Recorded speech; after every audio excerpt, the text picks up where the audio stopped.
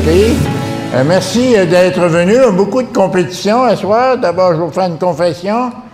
Ma femme a choisi Dominique Paquette contre son mari pour participer à une conférence ce soir. Il y a l'évêque également qui m'a fait compétition ce soir. Je pense qu'il y a une confirmation à l'église de Caraquet. Mais malgré tout ça, je suis agréablement surpris de toute cette grande participation. Je me sens un peu comme il y a déjà un prêtre qui m'a dit, un curé, qu'il reprenait ses vieux serments à tous les 5 ans, l'Église.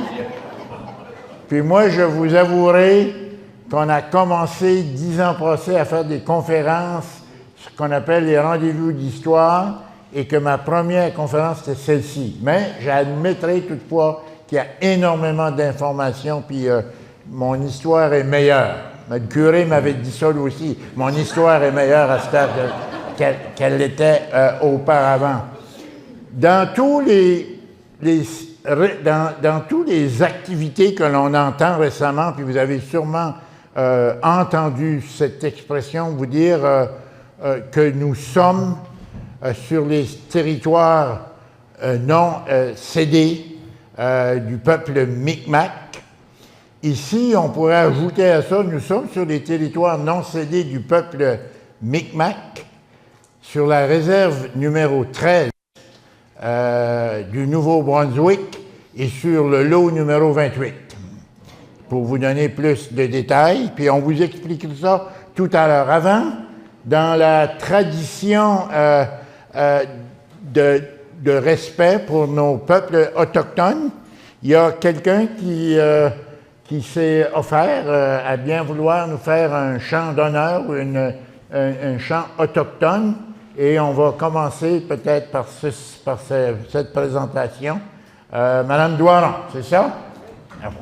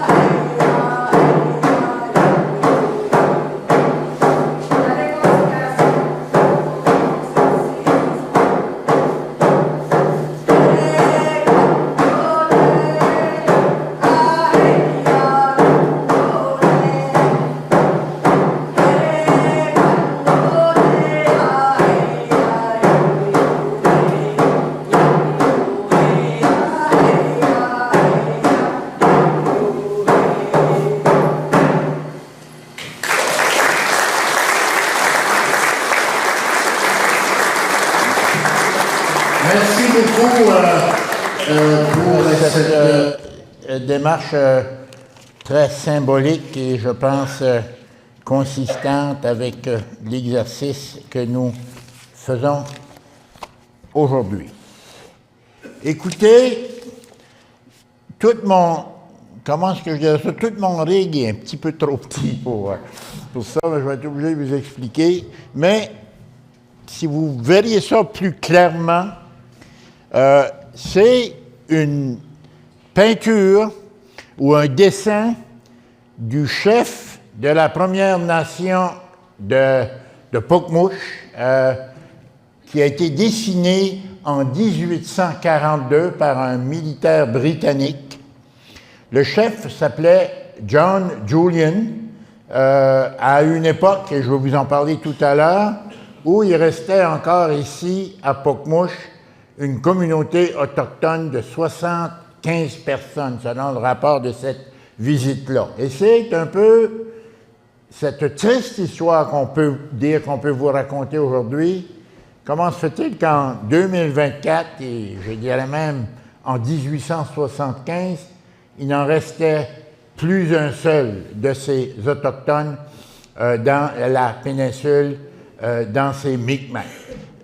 Commençons peut-être par la plus grande histoire, la présence autochtone en Amérique du Nord date de la fin de la glaciation. C'est une période qui s'est passée à peu près 15 000 ans passés et selon les informations des ethnologues il n'y avait pas nécessairement d'êtres humains ou d'habitants en Amérique du Nord avant 15 000 ans. La grande période de glaciation, les 15 000 ans passés, ça a commencé à fondre et ça a permis à des Asiatiques, des gens de l'Europe, de l'Asie plutôt, de traverser le détroit de Bering et de descendre pour l'essentiel le long de la côte ouest de la Californie ou du Pacifique, et certains pour se rendre là-bas en Amérique du Sud jusqu'à l'extrémité sud de l'Amérique, et dans d'autres cas, d'autres qui ont bifurqué un peu partout vers l'est, et dans le cas des Micmacs ici, seraient arrivés ici ou dans l'est avec les autres familles Algonquines et Abénaquis, seraient arrivés ici un peu en remontant vers le nord pour contourner les glaciers, parce que la déglaciation s'est davantage faite le long des côtes. Selon des informations que l'on a, la population autochtone, avant le contact européen, a pu atteindre entre 20 et 50 millions d'habitants en Amérique du Nord. Les chiffres les plus souvent utilisés sont 20 millions. Le sociologue Serge Bouchard avançait même le chiffre de 50 millions de personnes qui occupaient tout le territoire de l'Amérique du Nord, presque dans son entièreté. Il y a eu un deuxième mouvement qui s'est fait un peu plus tard, c'est celui des Inuits, des Esquimaux, qui lui aussi est venu d'Asie, mais est venu à un autre moment et d'une autre façon. Sur le dossier, pour ce qui est des Micmacs qui nous intéressent, et j'espère qu'on va arriver vite dans la péninsule acadienne, c'est une des grandes familles des communautés autochtones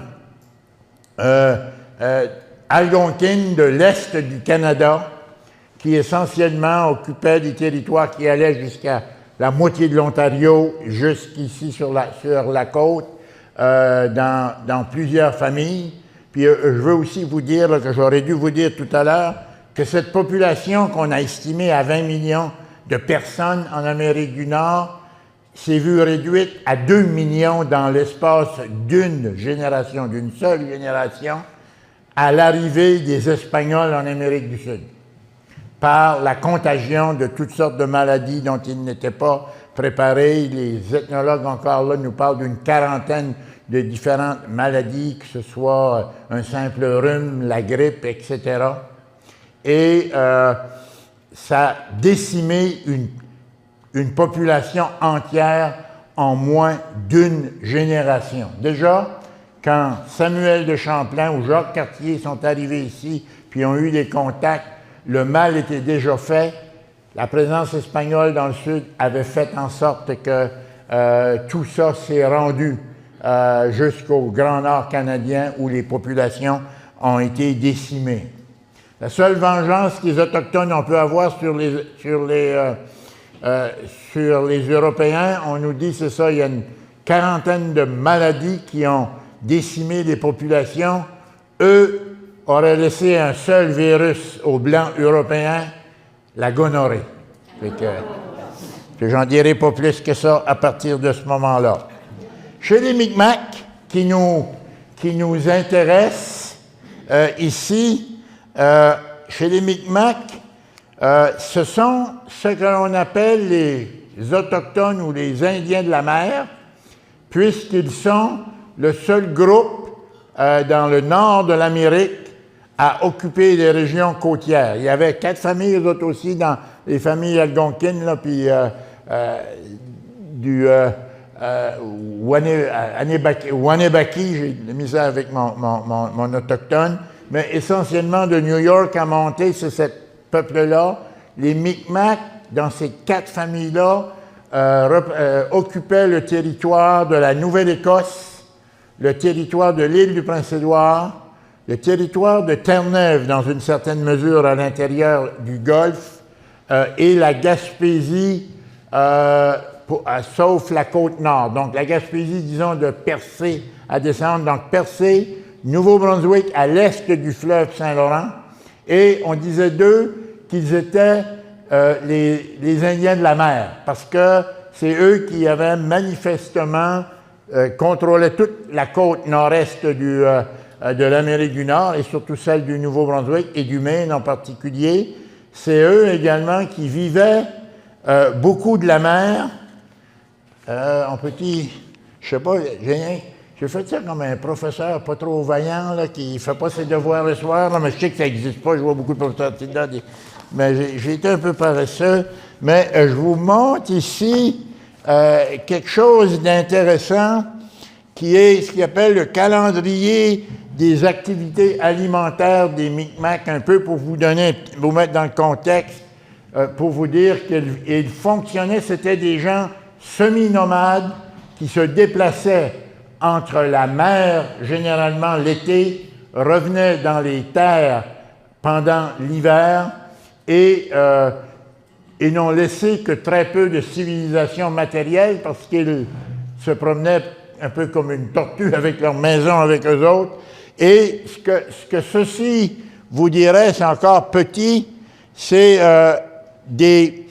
un calendrier des activités qui dit à chaque mois quelles sont les pêches que les Autochtones ou les Amérindiens pouvaient faire. Je vous donne un exemple. Je regarde, il y a une pêche janvier généralement. On parle de poulamon, on parle de pêche opportuniste sur la glace, toujours près de la côte. Pendant l'hiver, en décembre, octobre, on mangeait du saumon, de l'ours, du cervidé, et on avait tendance à se déplacer vers le mois d'octobre à l'intérieur des terres, ce qui va expliquer le rôle que Pokemouche a joué dans tout cet exercice-là. Et ici, vous allez en juillet, par exemple, là, on cherchait à descendre sur la côte, près des estuaires. Ici, d'une façon générale, on pouvait voir les Autochtones dans la région de Caraquet, de Shippagan, de Tracadie, bien sûr, sur l'île Lamec et Miscou. Miscou, en plus, les Autochtones y allaient le printemps, quand les glaces commençaient à dégeler, pour chasser le phoque. On allait chercher là des approvisionnements en graisse et en nourriture. On a les mois de juin, avril, mai, juin, l'esturgeon, le Gasparo, la lauze, l'éperlan. Donc, on a tout un programme d'activités qui faisait ceci, que les Autochtones, dans le grand territoire qu'ils occupaient, il y avait 7 districts Micmac sur l'ensemble du territoire à partir de la Gaspésie jusqu'au Cap-Breton, en passant par tout le territoire, comme je l'ai dit, de la Nouvelle-Écosse et l'est du Nouveau-Brunswick.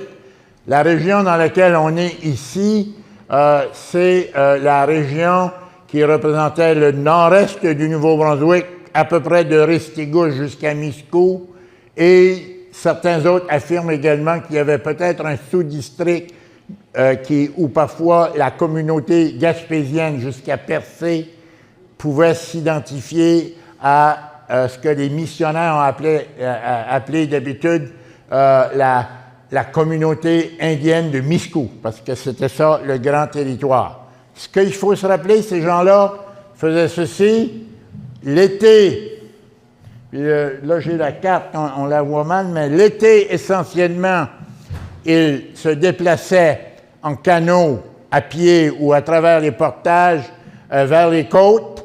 La particularité de Pokemouche, c'est qu'elle permettait des transferts, l'utilisation des deux côtes, c'est-à-dire le golfe Saint-Laurent, en passant par le petit goulet de Pokemouche et en sortant dans cette région-là, et pouvait également se rendre, toujours à partir de la rivière Pokemouche, et la rivière Wow, traverser un portage qui est encore aujourd'hui identifié, qui les emmenait à la rivière Brideau à Saint-Simon, et de là, on pouvait soit se rendre dans la région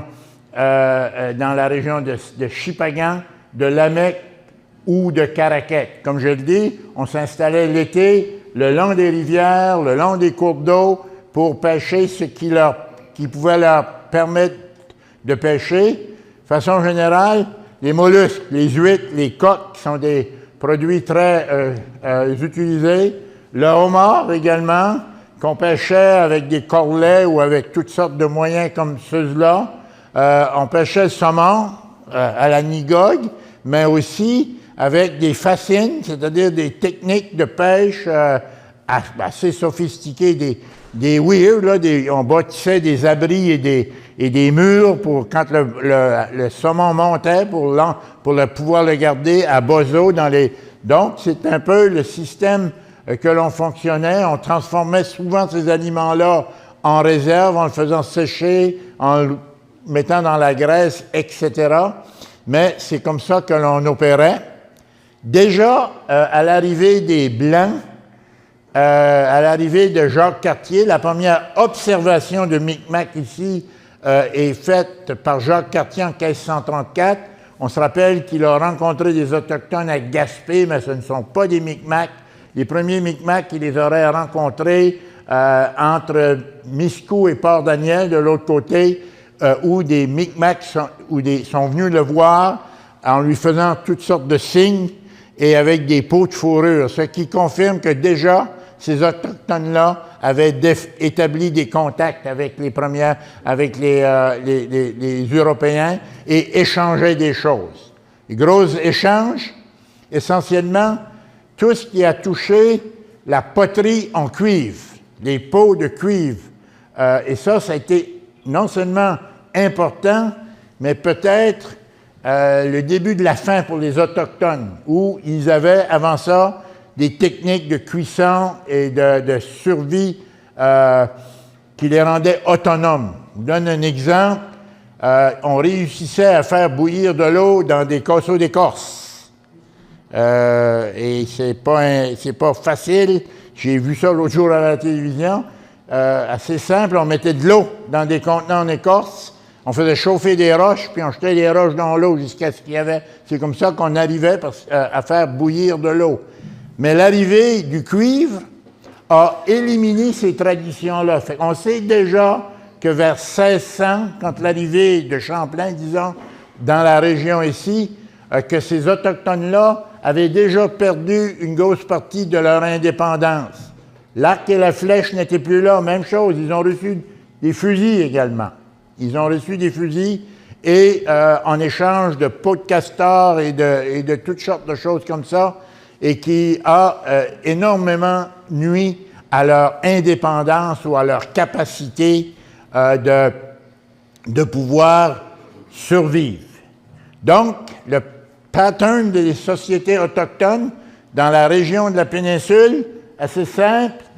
L'hiver, probablement qu'on se regroupait aux alentours de Pokemouche, puis je vais dire Pokemouche de façon assez large, parce que Inkerman n'existait pas, c'était haut Pokemouche et bas Pokemouche, mais le point gravitationnel des Autochtones pendant l'hiver, c'est qu'ils laissaient les côtes vers le mois d'octobre-novembre et s'installaient généralement sur la pointe d'Inkerman, dans le lac, dans ce qu'on appelait le lac d'Inkerman, dans ce coin-là, autour de l'église de Pokemouche et ici. Ici, je vous l'expliquerai tout à l'heure, n'était pas leur terrain de prédilection. Ils préféraient là-bas pour plusieurs raisons. C'était proche du bois parce que l'hiver, on opérait autrement. On tuait un gros gibier, un orignal, un chevreuil, et avec ça, ça vous permettait de fonctionner pendant ça vous permettait de vivre pendant plusieurs semaines ou plusieurs mois. Donc, c'était une démarche un peu plus simple que la pêche l'été où il fallait être là, où il était presque impossible de pouvoir conserver de la nourriture. Dans la région ici, je vous ai parlé de Miscou, qui était un centre important pour toute la nation Micmac. C'était à la pointe extrême. C'est important pour les baleines, mais important aussi pour les Micmacs à l'époque. C'était un centre où on se réunissait généralement quand on partait en guerre, parce qu'il y avait des conflits entre les peuples. On nous dit que les Micmacs avaient des traditions de bagarre ou de querelles ou de guerre, appelons ça comme ça, avec les Inuits, c'est-à-dire ces Autochtones du nord du Québec, que les Français ont appelés les Montagnais. Fait que ça se battait et il y avait des traditions qui faisaient qu'on ramenait souvent des prisonniers, une forme d'esclavage, des échanges de prisonniers par la suite, mais il y avait une espèce de formule là, qui les amenait vers ça. Marielle, qu'est-ce qui est le prochain? Essaye-toi. Ah, non, là, ça c'est... Laisse-les là, mais il n'y a pas besoin de tuer. Nous, ici, on a une présence européenne à partir du début du 17e siècle, vers 1620, quand Nicolas Denis...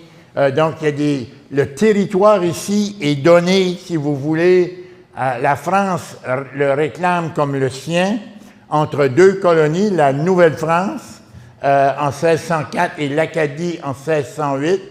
Mais ce qui fait que dans le coin ici, on a eu la présence de Nicolas Denis, qui est un marchand qui s'installe à Bathurst, mais qui va aussi avoir une colonie ou un établissement à Miscou, un peu plus tard dans la Miramichi.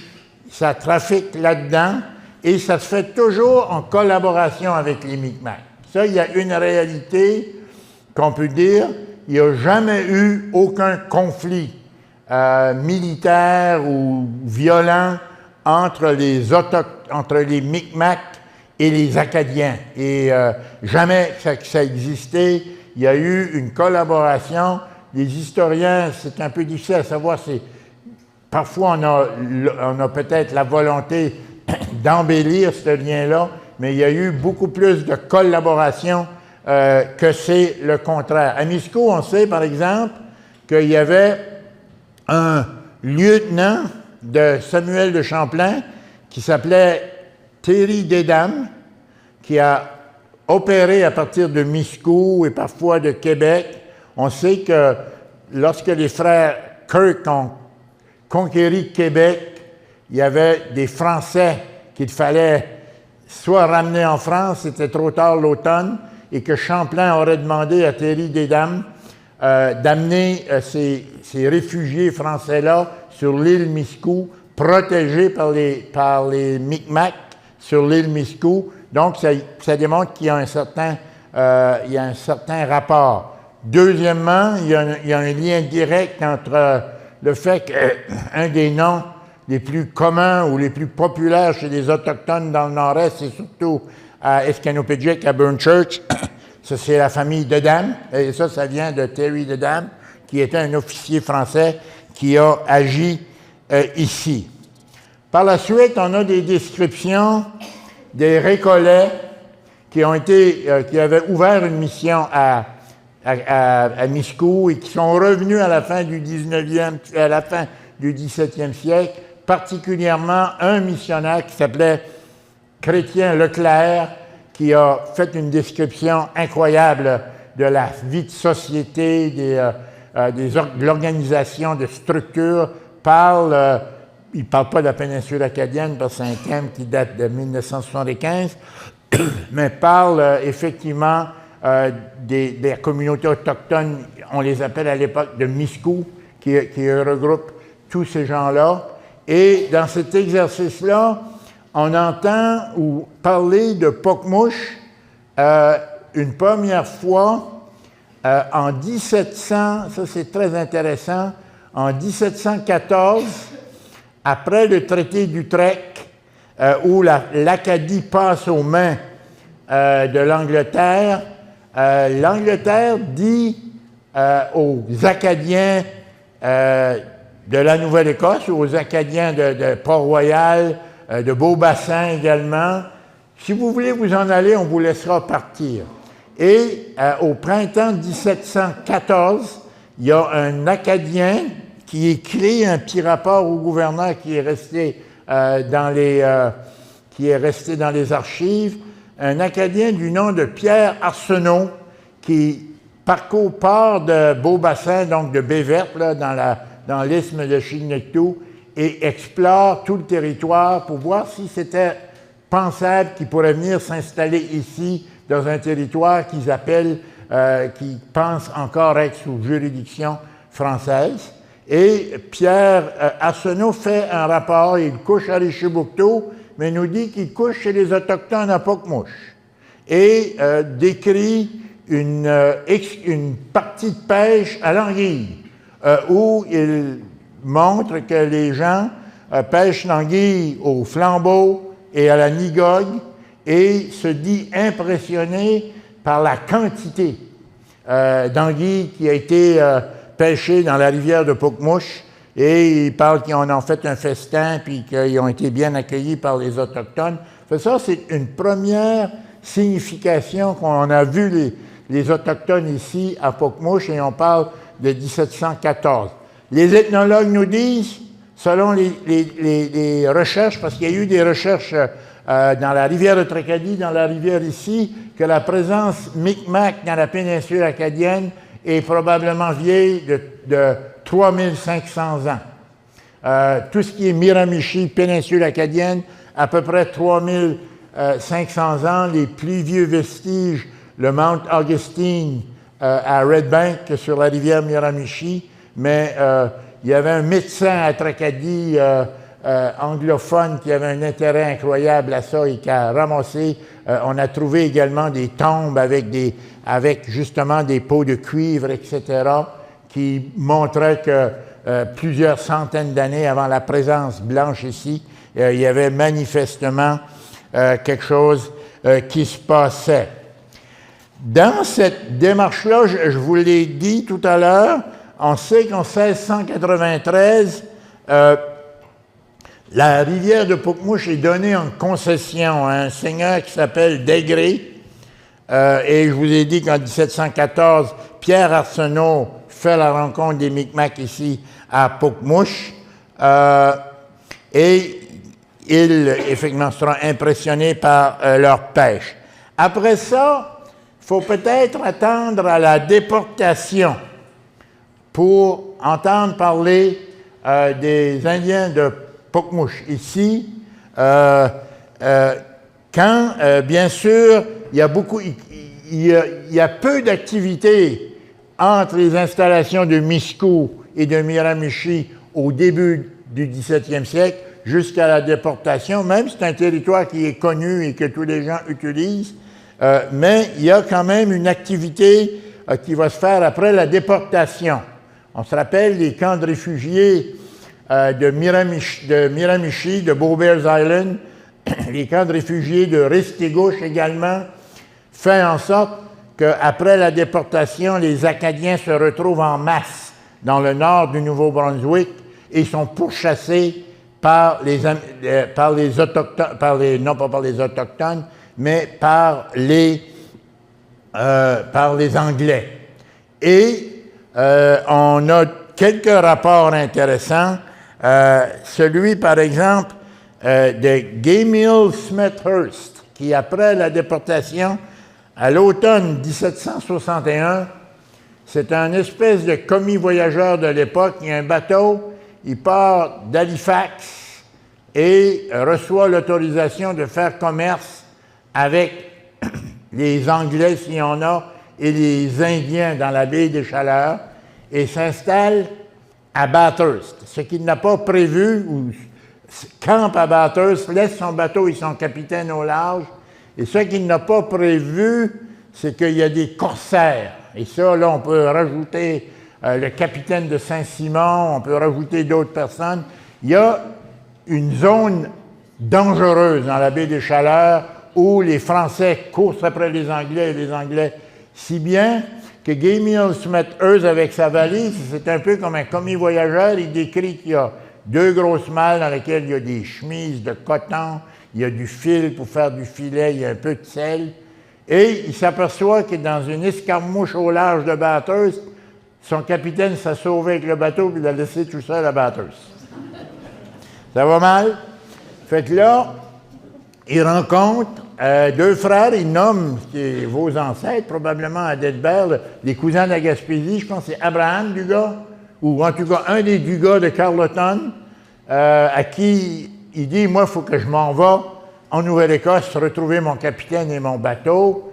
Le monsieur Dugas en question dit, moi, je ne suis pas équipé pour vous amener là, mais on connaît quelqu'un à Caraquette, peut-être, qui pourrait le faire, si bien qu'ils se rendent à ce moment-là, il les amène chez Gabriel Giraud, au ruisseau Isabelle à Bas-Caraquette, qui lui est marié avec une autochtone, et lui a des liens.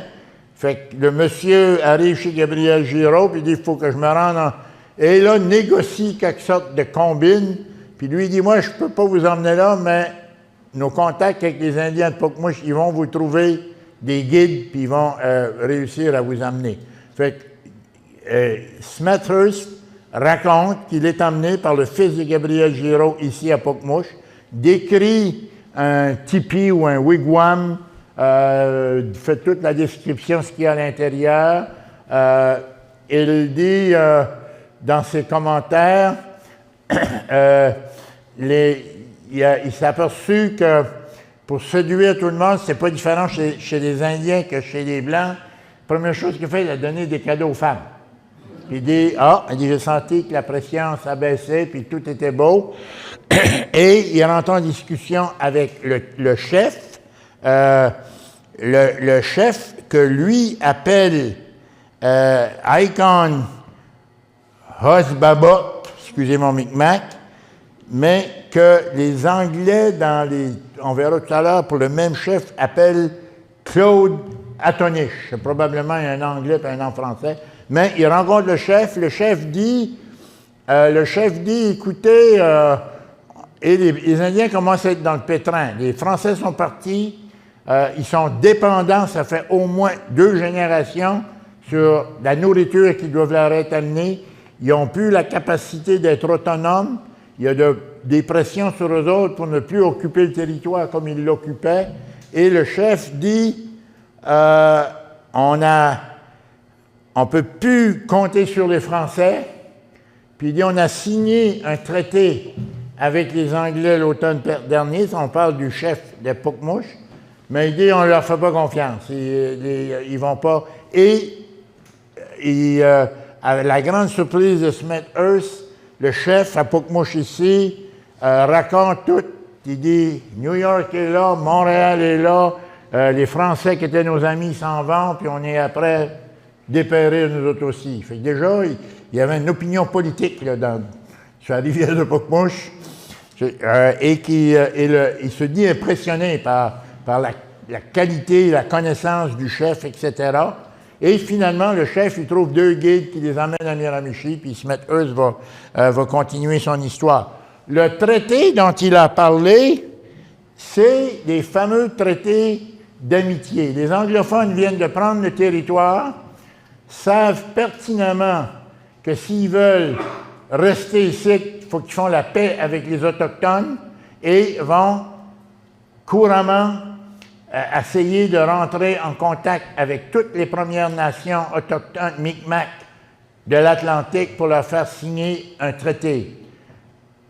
Le chef de Pokemouche, Claude Atonuche, je vais prendre son nom qui se prononce le mieux, signe ce fameux traité. Dans son cas, c'est puis on laissera ça ici tout à l'heure, le 25 juin 1761.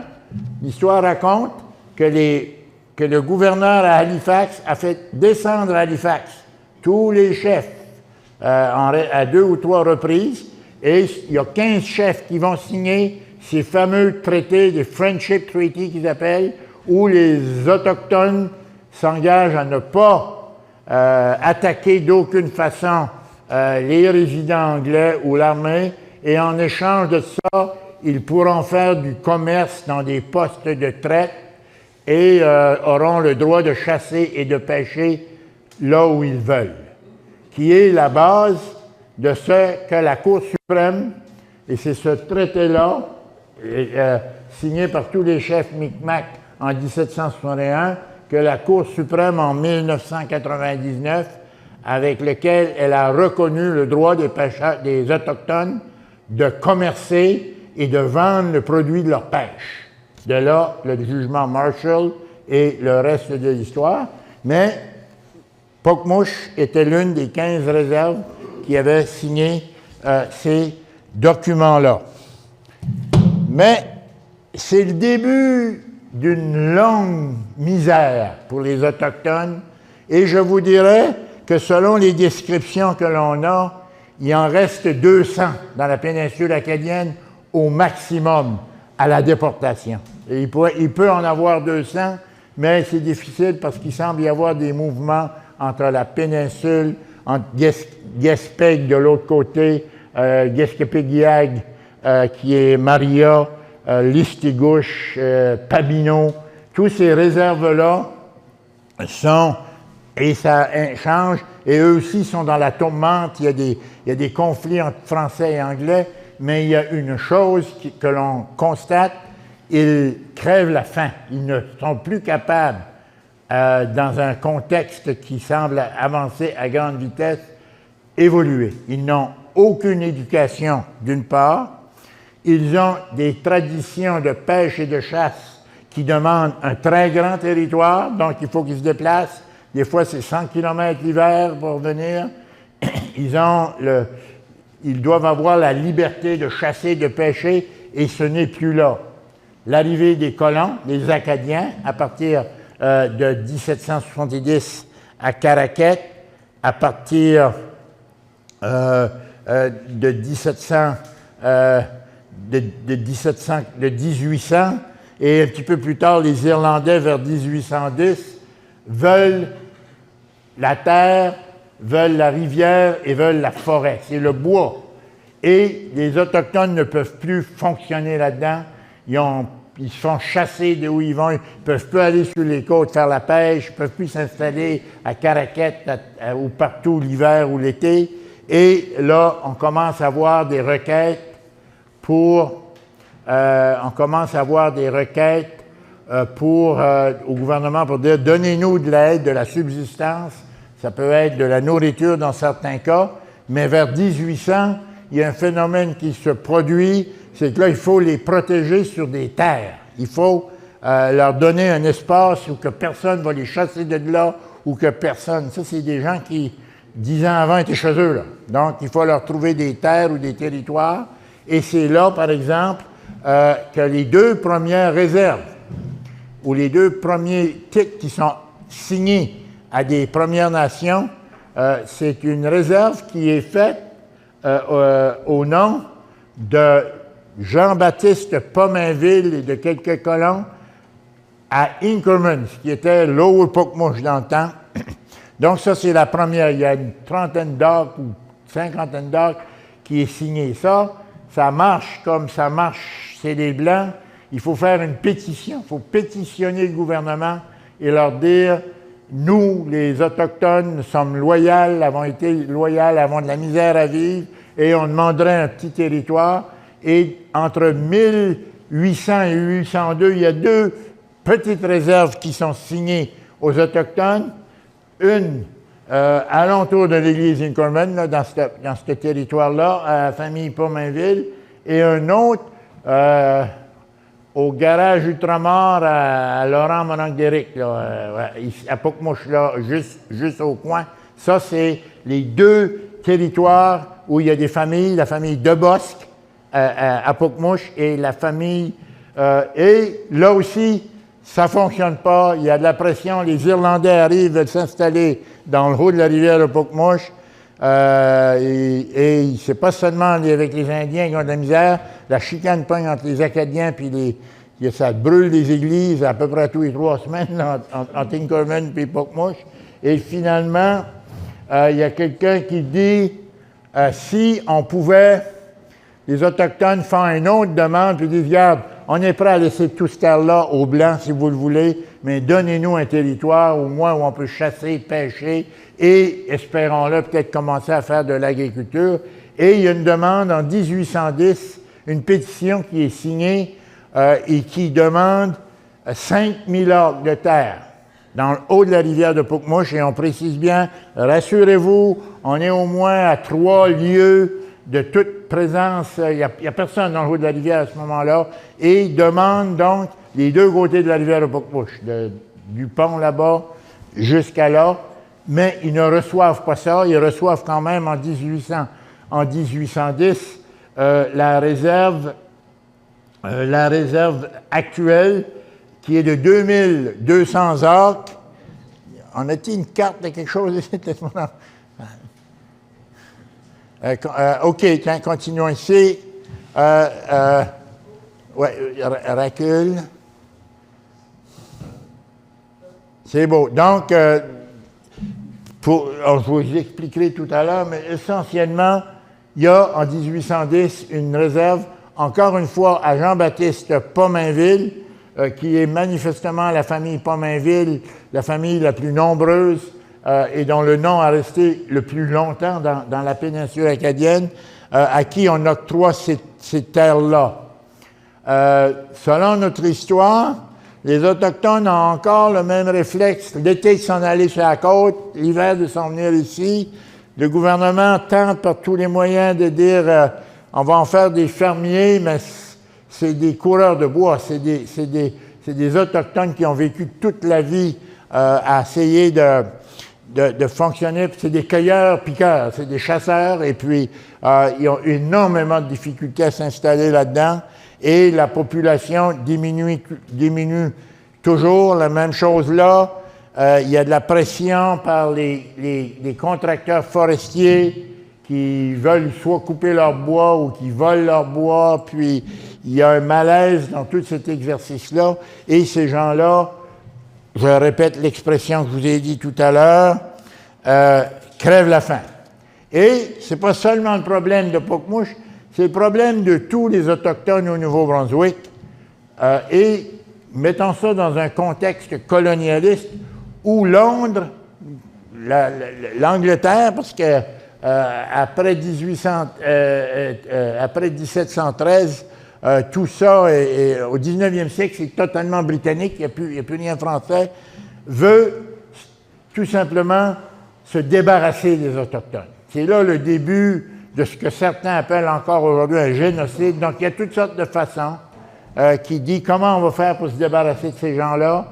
Et il y a toutes sortes de techniques, et la technique qui apparaît peut-être la plus discrète ou la plus subtile est tout simplement de dire on va fermer les réserves, on va soit les amener dans les villes, on va les faire disparaître, on va créer des écoles, c'est là le début des écoles résidentielles, on va sortir l'Indien d'eux autres. C'est exactement comme ça qu'ils disaient ça, en les amenant dans des écoles résidentielles où on les privait de leurs parents à 6 ans, 7 ans, pour ne plus jamais les revoir. C'est le drame qu'on a connu quelques années passées, où il y a eu 6 000 enfants, semble-t-il, qui auraient été, il y en a plus que 6 000, il y en a 40 000 qui auraient été enlevés de leur famille, il y en a 6 000 qui sont morts, dont on ne sait pas comment. Il n'y a personne qui dit vraiment que ces enfants-là ont été tués, mais ils n'ont jamais été gardés en contact. C'est un drame. Et pendant un siècle, de 1840 jusqu'à 1950, là, les écoles résidentielles, c'est une volonté évidente de sortir l'Indien, ces gens-là, et d'en faire, entre guillemets, des gens civilisés, qui a été le désastre que l'on connaît, et c'est ça qui s'est passé ici. En 1841, le gouvernement a un commissaire aux Indiens qui s'appelle Moses Purley. Moses Purley, c'est un Britannique qui, encore aujourd'hui, certaines personnes pensent qu'il a été bon pour les Indiens, d'autres disent que c'est le contraire, il a fait preuve de toutes sortes de trucs, mais il est demandé, parce que là, il commence à avoir une pression énorme. Comment on fait pour faire vivre ces Indiens-là qui n'ont rien à manger, et une demande évidente que leur terre, les contracteurs, les landlords veulent avoir du bois, c'est la fameuse époque après le blocus continental en Europe où ils ont besoin de beaucoup de bois, et il y a une pression. Fait Moses Purley, comme commissaire aux Indiens, fait une tournée à l'été 1840, et il va visiter les 16 réserves, je pense, qu'il y a dans la province du Nouveau-Brunswick, et il fait un rapport à la fin de l'année où il constate qu'il y a 16 Premières Nations, et dans les 16 Premières Nations, il y a 935 Micmacs et il y a 442 Malécites le long de la rivière Saint-Jean. Et bien sûr, Moses Purley vient à Pocmouche. Il arrive ici, c'est en juillet, non, c'est à fin d'août, début septembre 1942, et discute avec le chef de l'époque, qui est celui qu'on a vu sur la première photo, qui est Peter Julian, je pense. Et là, on sent qu'il y a eu comme un schisme ou une chicane chez les Autochtones, parce que les Pomainville qui ont dominé la communauté ne sont plus là. C'est John Julian et puis des Debosc, et puis on a des listes. Il y a un recensement qui est fait en 1837, et lui, en 1842, dit il y a 70 Autochtones à Pocmouche, puis il dit ceci, ce sont les seuls, ce sont parmi les plus, je ne dis pas le terme miséreux, là, mais ceux les moins avancés que j'ai rencontrés dans l'ensemble de la province et qui maintiennent un niveau de vie le plus traditionnel, tant par l'habillement, par la chasse, la pêche, etc.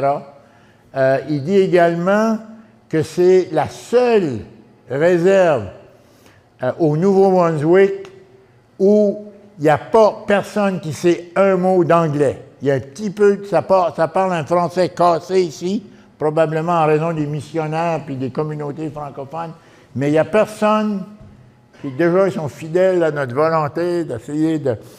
Mais ils ne parlent pas l'anglais du tout.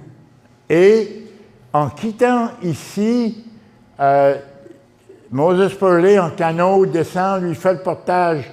Il va monter par batteuse, fait le portage d'Évangeline, se rend sur la rivière Brideau, et en tournant à Montréal-Fils, là, si on peut dire, il arrête là, puis il rencontre des Autochtones. Il trouve là une installation à peu près où sont, là, où était la famille Soule, là, à Souleville, une vingtaine d'acres que Jean-Pierre Pomainville, un autre descendant, fait les Pomainville ont comme quitté et ont développé. Là, il fait un rapport, puis il dit, c'est encourageant. J'ai rencontré, ils sont 15, la famille Pomainville avec des neveux puis des oncles qui semblent avoir développé une volonté de faire de l'agriculture. Ils sèment des patates, de l'orge, des animaux, etc.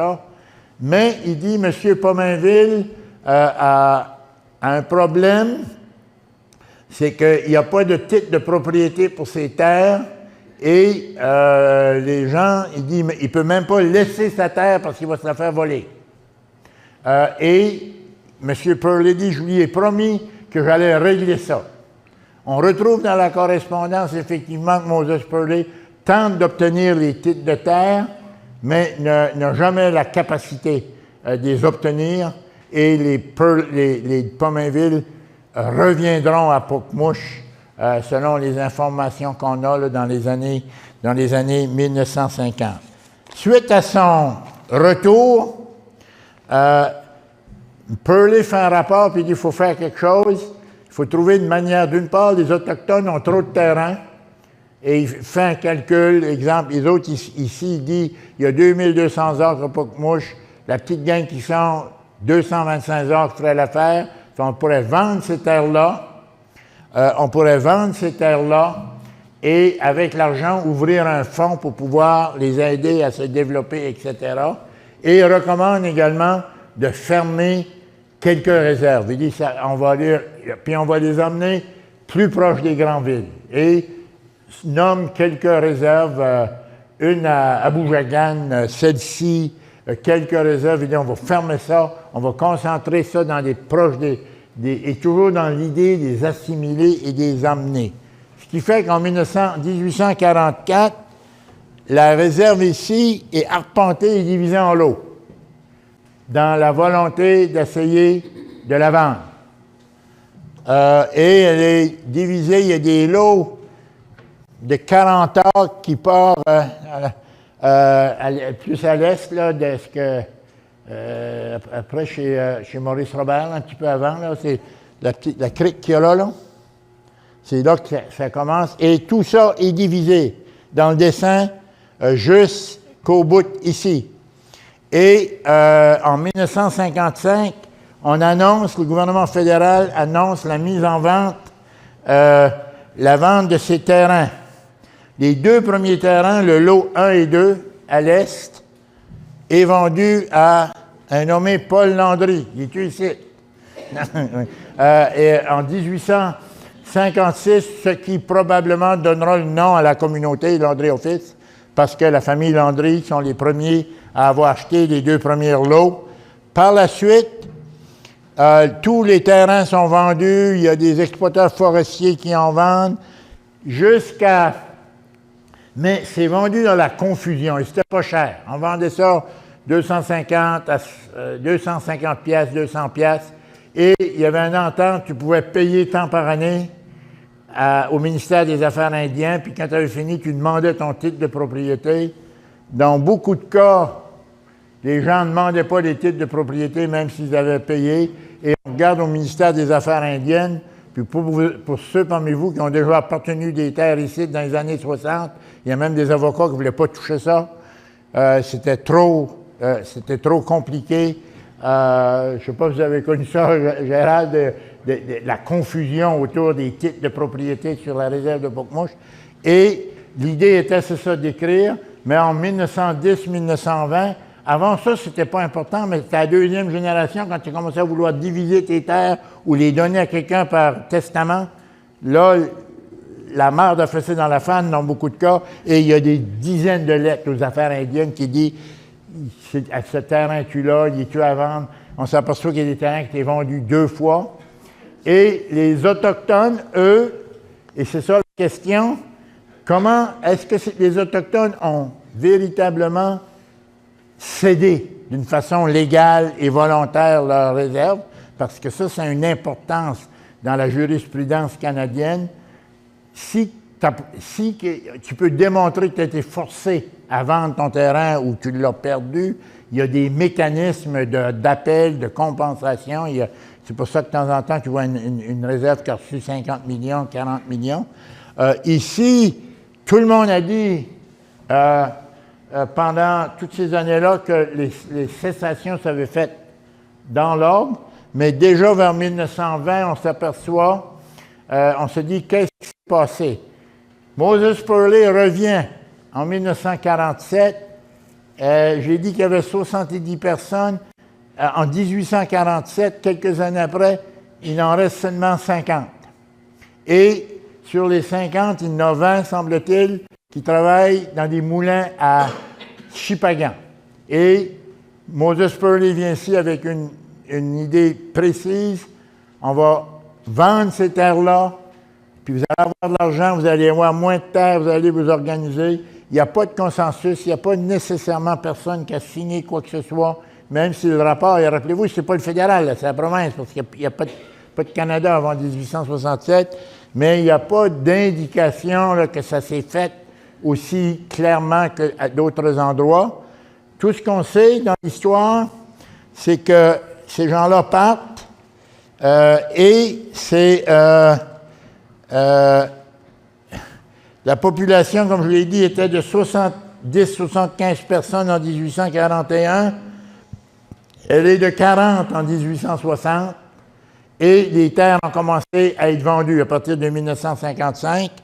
Là, il y a une confusion sur le côté ouest, ici, où Burn Church, qui est un peu prend le contrôle de ça, encore aujourd'hui, et les 4 dernières, là, la 30, 31, 32, 33, sont gardées à la réserve de Burn Church et sont toujours aujourd'hui, en 2024, une réserve. Voilà la réserve numéro 13 du gouvernement du Canada, mais qui est gérée par Burn Church.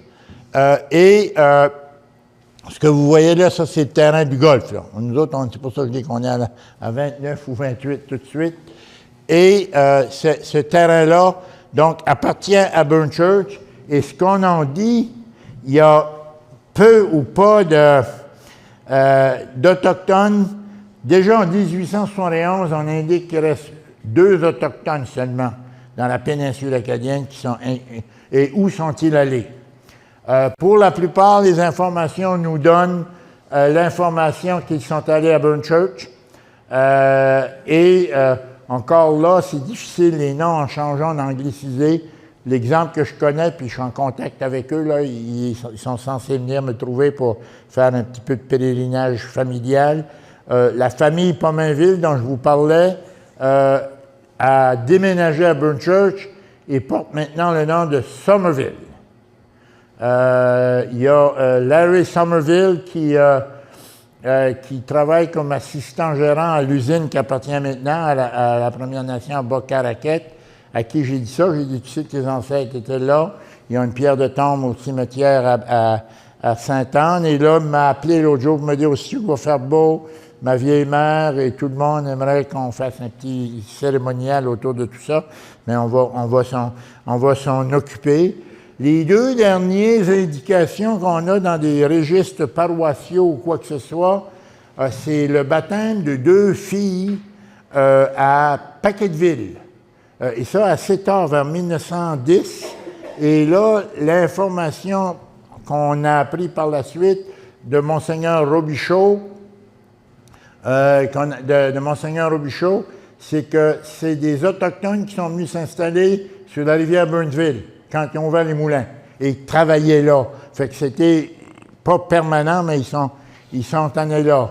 Il y a eu après ça un peu de débat autour des Autochtones. Le chef de Pabineau, parce qu'il y a des Autochtones qui ont été à Pabineau, en 1910, il écrit au ministère, comme s'il n'est pas au courant que ça n'a rien passé à Poupmouche. Il dit, c'est à nous autres ce terrain-là, mais l'autre dit, tu arrives un peu tard, on a tout vendu. Il ne reste plus rien, puis là, ils disent, bien, regarde, il reste cette partie-là de la réserve, mais finalement, ce que l'on a fait à ce moment-là, c'est tout simplement de garder ça pour la Première Nation de Burn Church. Quand le club de golf s'est ouvert ici, 50 ans, c'est 50 ans cette année, je pense, hein, c'est le club de golf, ça veut dire 60... Comment ça fait, ça, 50 ans? 74? Non. Oui. Mais toujours est-il, quand le club de golf s'est inscrit, ils ont dû négocier avec les Premières Nations pour, je ne sais pas quel numéro de trou en bas, là, mais celui le long de la rivière était le chemin qui menait à leur réserve, et il y a eu une entente sans aucune complication. Les Autochtones ont vu là l'occasion de se bâtir un chemin nœud pour se rendre à leur réserve. Fait, si vous continuez ici, puis vous continuez tout droit, ça mène sur les terres Micmac, sur ce côté-là. Ils ont fait un firewall, et à ma connaissance, ils viennent une fois de temps en temps jouer au golf. Je pense que le club leur envoie des invitations, puis il y en a des autres qui les acceptent. Mais voilà pour cette histoire de ça. En 1871, il n'en reste plus. Je veux faire une parenthèse pour vous parler d'un sujet très, pas controversé, mais qui peut l'être. Pourquoi et comment a-t-on le droit aujourd'hui, et on entend ça de plus en plus, cette tendance à s'identifier comme autochtone et dire qu'on est métis et qu'on appartient à toutes les terres, en commençant par l'année passée, si vous vous rappelez, il y a un monsieur Richardson de Tracadie, pour ne pas nommer la place ni le nom du gars, qui est venu à Caraquette un 15 août avec une chainsaw, symboliquement, stop la chainsaw, couper un arbre, mais sa chainsaw a bloqué. Ça fait qu'il est obligé d'aller en arrière de l'hôtel de ville avec une hache pour finir sa job. Mais qu'est-ce qu'il revendiquait? Il revendiquait un titre de métis. Et ça, je suis sûr qu'il y a des gens ici qui s'identifient comme métis, puis je vais essayer de dire ce que je veux dire avec beaucoup de respect et de compassion. Et il y a un problème politique, où la Cour suprême a statué sur le plan de la loi qu'un métis, aux yeux de la Constitution, c'est un autochtone du Manitoba ou du nord de l'Ontario qui a signé des ententes dans la fondation de ces provinces-là, et pour une communauté qui n'était ni autochtone ni blanche. Et dans la péninsule acadienne, il y a une base de population, essentiellement dans le bas de la paroisse de Caraquette, dans les 34 familles qui sont là, qui, avec Gabriel Giraud, qui déjà était marié avec une autochtone, qui a eu des enfants qui ont marié aussi des autochtones, et il y a des gens en grande partie des gens qui se sont matchés, si on peut utiliser, qui ont eu du métissage entre Français et Autochtones, surtout avec des Micmacs de la Gaspésie, mais qui ont venu s'installer en grande partie à Bas-Caraquette, Saint-Simon, Le Goulet, toute cette partie-là, et qui donne lieu maintenant à un débat très intéressant, à savoir, est-ce que ces gens-là, et les autres disent, il y a une communauté métisse dans la péninsule acadienne, même selon la loi, la définition de la Cour suprême, c'est-à-dire qu'il y a eu une vie qui n'était ni française, ni autochtone, mais indépendante, et que tous ces gens-là qui forment, on peut les nommer, lisez d'ailleurs les livres de Victorin Mallet, il a écrit 2 livres là-dessus, où il démontre de façon biologique qu'il y a une communauté métissée, et par la suite, il va argumenter que les critères de la Cour suprême sont répondus, mais jusqu'à maintenant, ni la Cour ni les gouvernements n'ont accepté qu'il y avait des communautés métisses dans ce coin-ci. Un des arguments, et c'est intéressant, qui est amené par ceux qui défendent la cause ou la clause des métis dans cet exercice-là, est que la Grande de Caraquette, qui a été donnée en 1784, ici, vous voyez, a été donnés comme une réserve indienne. C'est-à-dire, généralement, les concessions, quand ils sont donnés à des colons blancs, ils sont donnés divisés, arpentés, puis, je sais pas, moi, Bernard Thériault à 20 acres de terre de la pointe A à la pointe B. Dans les réserves, on fait toujours ça comme ça. On va nommer le chef. Dans ce cas ici, tu as eu Jean-Baptiste Pomainville et 18 familles autochtones, 18 Indian families, et c'est ça la réserve parce que le sens de la propriété unique n'existe pas dans les gestions autochtones. Et à Caraquette, la grande de Caraquette a été donnée, et c'est très rare qu'on trouve ça chez les communautés acadiennes ou blanches, là, si on peut appeler ça comme ça, elle est donnée à François Gionnet et 34 familles. Fait, ça donne de l'eau au moulin pour ceux qui disent, mais regarde, c'est nous autres, à Caraquette, tout le monde qui est descendant de ces gens-là, on est des Indiens. Ils n'ont juste pas voulu le dire. T'sais, ils ont juste dit que... Et ça donne lieu, bien sûr, à des débats et des controverses. On s'amuse là-dessus souvent, à savoir qu'est-ce qui est véritablement, et toute la notion de métis, de métissage. Personne ne nie le fait qu'il y a une partie importante de notre communauté qui est métissée, donc qui a du sang d'origine autochtone. Pas nécessairement avec la Première Nation de Pocmouche, mais avec la Gaspésie. C'est-à-dire que c'est du métissage qui s'est fait avant la déportation ou autour de la déportation entre des colons français, puis on les retrouve là, les Galiens, je ne les nommerai pas tous, les Galiens, les Albert, les Gionnet, les Duguay, et ils sont mariés dans des Autochtones, et tous ceux qui se réclament métis, là, il y a quelques noms, les Levicaire, puis... on est là de moi, là. Tu les connais tous, toi. Non,